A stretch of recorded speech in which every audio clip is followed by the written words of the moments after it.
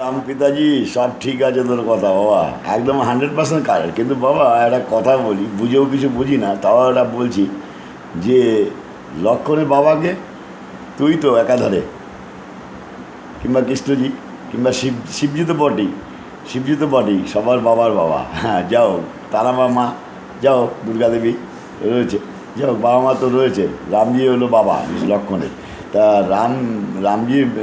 রামজির সন্তানকে লক্ষণ হিসাব মতন বড় ভাই বাবাই হয়, আর সীতা দেবী মা, মানে বৌদি মাই হয়।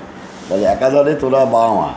তাহলে ছেলে যতই উপরে উঠুক না কেন, হ্যাঁ, যতই ম্যাজিস্ট্রেট হোক না কেন, আর বাবা যদি নিরণীয় দেয় পাট খাতে, ধান খাতে, গম খাতে, তাহলে বাবা কিন্তু বাবাই হয়, বাবা কিন্তু বাবাই হয়, বাবা কোনো ছেলে হয় না, ছেলে ছেলেই হয়, যতই লক্ষণ বড় হোক, উপরে উঠুক, কিন্তু লক্ষণ তোদের কাছে শিশু, সন্তান।